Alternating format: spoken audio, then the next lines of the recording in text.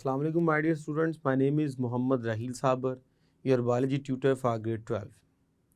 So आज के इस लेक्चर में हम डिस्कस करने जा रहे हैं biotic components of the ecosystem. जब हम इकोसिस्टम के अंदर जाएं तो हम ब्रॉडली दो मेन डिवीजन करते हैं इनके कंपोनेंट्स की। एक को बोलते हैं बायोटिक कंपोनेंट्स और एक को बोलते हैं एबायोटिक कंपोनेंट्स।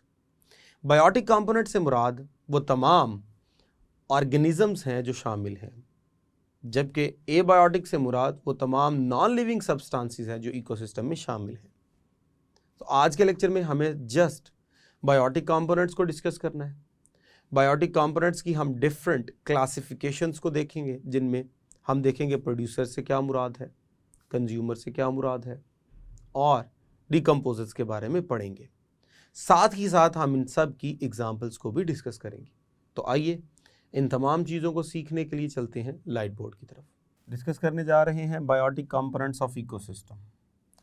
बायोटिक कंपोनेंट्स की अगर हम बात करें तो हमने डिस्कस किया था प्रीवियस लेक्चर के अंदर कि बायोटिक कंपोनेंट से मुराद ये है कि एनवायरनमेंट के अंदर जितने भी लिविंग ऑर्गेनिजम्स मौजूद हैं उन्हें हम बायोटिक कंपोनेंट्स के अंदर इंक्लूड करते हैं।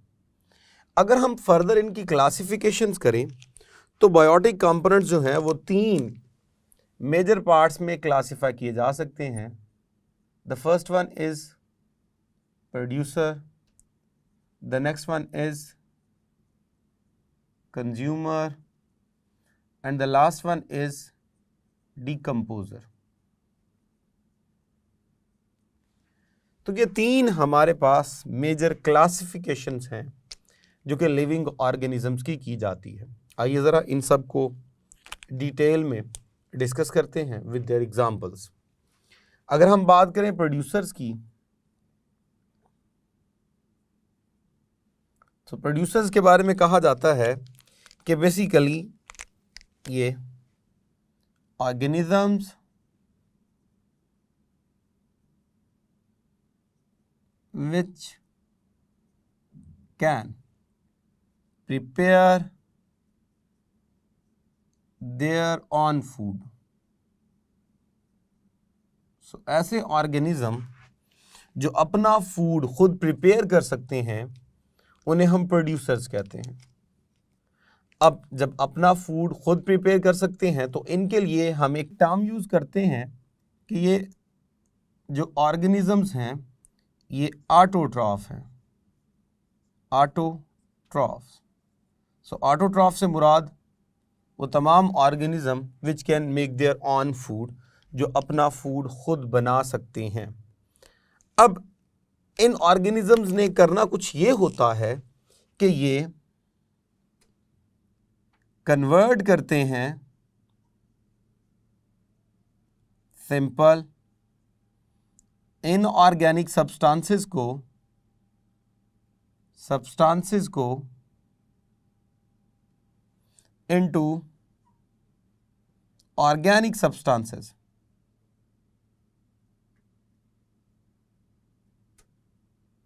सो इनका काम है कि ये सिंपल इनऑर्गेनिक जो सब्सटेंसेस हैं उनको ऑर्गेनिक सब्सटेंसेस में कन्वर्ट करते हैं।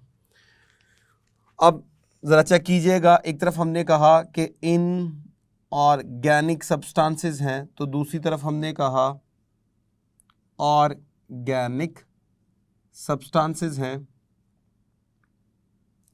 तो जब हम बात करते हैं इन ऑर्गेनिक सब्सटेंसेस की तो याद रखिएगा these are poor energy compounds. Poor energy compounds. और जब हम बात करते हैं ऑर्गेनिक की so these are rich energy compounds.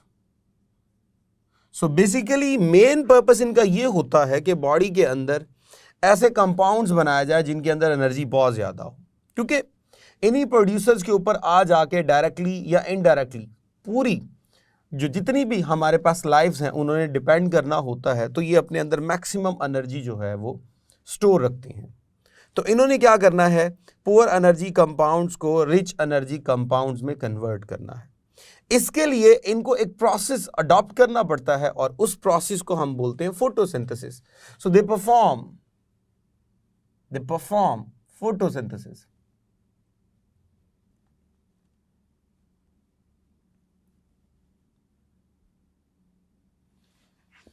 तो जब ये फोटोसिंथेसिस करते हैं तो उसका मेन जो फंक्शन है वो ये है कि ये जो प्रोसेस है ये कन्वर्ट कर देता है, कन्वर्ट लाइट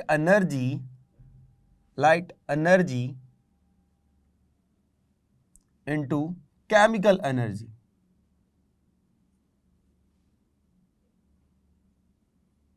सो कंपाउंड्स बनाकर बॉडी में स्टोर कर लिए जाते हैं और उन कंपाउंड्स के अंदर बॉन्ड्स होंगे और उन बॉन्ड्स के अंदर एनर्जी स्टोर होती है जो बॉन्ड्स को ब्रेक करके दोबारा रिलीज करवा ली जाती है और उसको डिफरेंट फंक्शंस के लिए यूज कर लिया जाता है।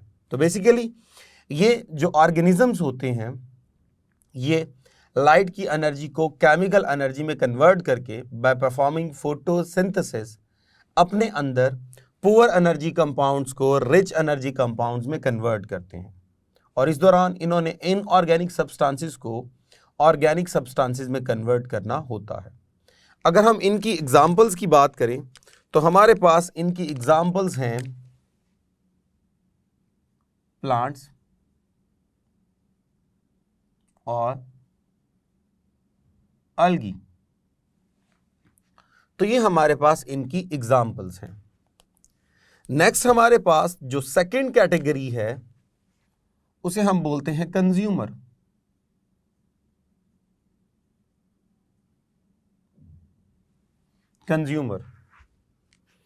अब कंज्यूमर बेसिकली ऐसे ऑर्गेनिजम्स होते हैं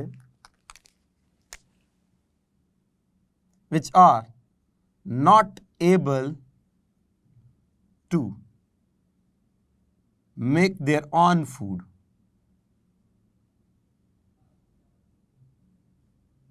So they are not able to make their own food. तो याद रखिएगा ऐसे ऑर्गेनिजम्स जो अपना फूड खुद नहीं बना सकते उनके लिए हम एक टर्म यूज करते हैं कि ऑल दीज आर हेट्रोट्रॉफ्स। तो ये हेट्रोट्रॉफ होते हैं। जब ये फूड खुद नहीं बना सकते तो अपनी एनर्जी की रिक्वायरमेंट किस तरह पूरी करते हैं, एनर्जी कहाँ से आएगी, तो ये फिर क्या करते हैं, फीड ऑन या आप कह लीजिए डिपेंड्स अपॉन अदर्स। तो फिर ये दूसरों पे डिपेंड करते हैं। जब ये दूसरों पे डिपेंड करते हैं तो इसके लिए हमें कहना पड़ता है ये यूज करेंगे रेडीमेड फूड। तो ऐसा फूड जो ऑलरेडी तैयार है, क्योंकि they are unable to make their own food, they are unable to prepare their own food. So when they are unable to make their own food तो फिर इनको बना बनाया खाना रिसीव करना है। तो जब ये बना बनाया खाना रिसीव करते हैं तो हम कहते हैं कि ये कंज्यूम करेंगे ऑर्गेनिक फूड। तो जब ये ऑर्गेनिक जो है वो रिसीव कर रहे हैं, कंज्यूम कर रहे हैं, जब ही हमने इनको कहा कि ये क्या होते हैं, कंज्यूमर। अब ये ऑर्गेनिक सब्सटेंसेस जो ये रिसीव करेंगे डिफरेंट ऑर्गेनिज्म से, माइट बी पॉसिबल ये प्लांट से रिसीव कर रहे हैं, ये एनिमल से रिसीव कर रहे हैं। इनको रिसीव करके इनके अंदर जो बॉन्ड्स हैं उनको ब्रेक किया जाएगा। जब उनको ब्रेक किया जाएगा उनसे एनर्जी पैदा होगी और उस एनर्जी को ये यूज़ करेंगे टू परफॉर्म देयर एक्टिविटीज़। अभी जो कंज्यूमर्स हैं, अगर हम इनकी एग्जांपल्स को डिस्कस करें तो हमारे पास इनकी एग्जांपल्स में शामिल है animals.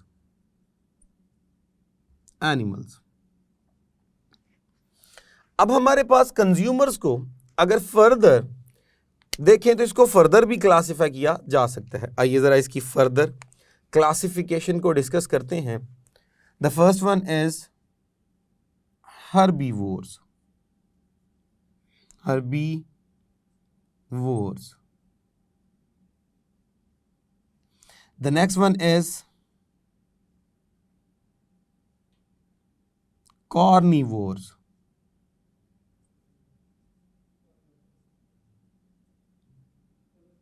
And the next one is omnivores.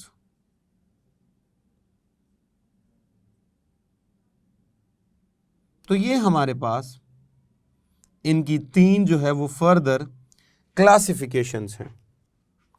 आइए ज़रा इनको देखते हैं। अगर हम बात करें हर्बीवोर्स की, तो हर्बीवोर्स बेसिकली ऐसे एनिमल्स हैं विच फीड ऑन प्लांट्स। तो ऐसे ऑर्गेनिजम्स जो प्लांट पे फीड करें, जो प्लांट्स को खाएं, उन्हें हर्बीवोर्स कहते हैं। आम जुबान में हम इन्हें जो है वो सब्जी खोर जानवर भी कहते हैं। इनकी एग्जाम्पल्स में अगर हम देखें तो हमारे पास जो है वो इनकी एग्जाम्पल्स में हमारे पास शामिल है जी रैबिट, काउ, गोट, शीप, बैफलोज और बेशुमार जो हमारे पास इनकी एग्जाम्पल्स जो हैं वो शामिल हैं। और जब हम बात करते हैं कार्निवोर्स की, तो बेसिकली कार्निवोर्स जो हैं feed on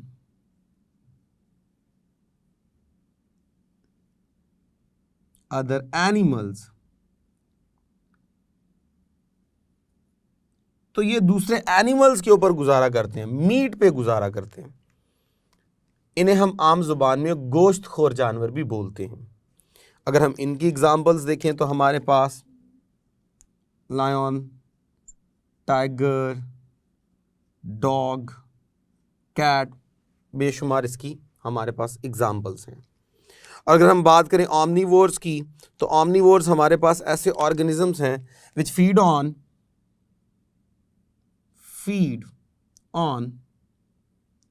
animals and plants, जो दोनों पे गुजारा करते हैं, जो एनिमल्स को भी खाते हैं, जो प्लांट्स को भी खाते हैं।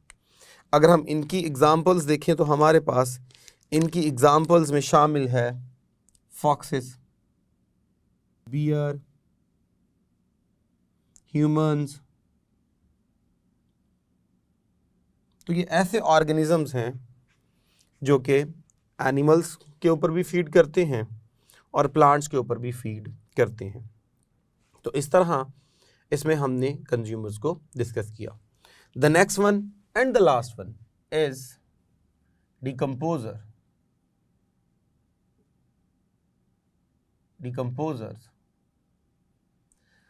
सो डिकम्पोजर बेसिकली ऐसे ऑर्गेनिजम्स होते हैं विच परफॉर्म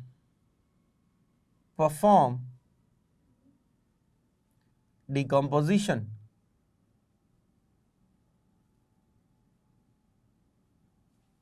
ये डिकम्पोजिशन परफॉर्म करते हैं।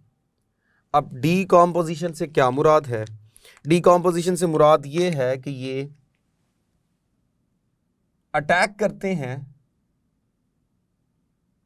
Attack on dead and decaying organic matter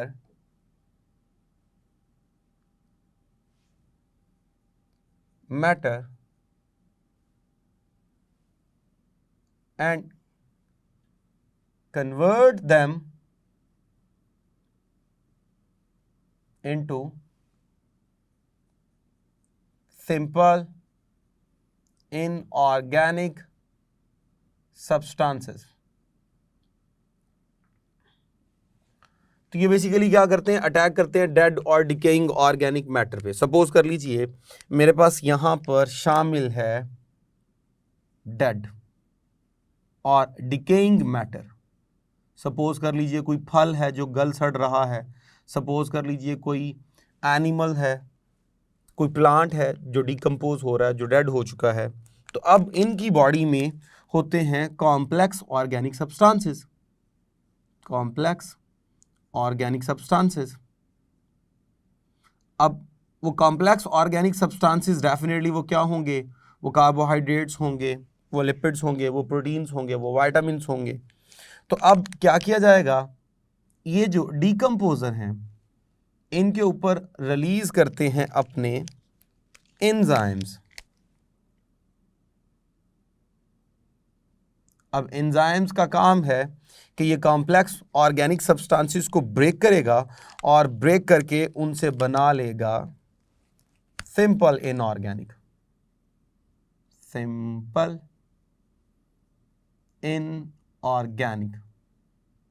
substances. अब जब ये सिंपल इनऑर्गेनिक सब्सटेंसेस बना दी जाएंगी तो ये सिंपल इनऑर्गेनिक सब्सटेंसेस जो हैं ये रिलीज कर दी जाएंगी, रिलीज इनटू द एयर या इनटू द एनवायरनमेंट, सॉइल के अंदर ऐड कर दिया जाएगा या हवा में छोड़ दिया जाएगा। अब इनसे फायदा क्या होगा? ये जो इनऑर्गेनिक सब्सटेंसेस हैं they may be hydrogen, oxygen, nitrogen, carbon, तो और बेशुमार जो हैं वो इनमें मिनरल्स शामिल होंगे। तो इस प्रोसेस से जो सबसे बड़ा बेनिफिट हासिल होता है वो ये कि ये जो प्रोसेस है डिकम्पोजिशन का, ये क्या करता है? Maintain the minerals cycle.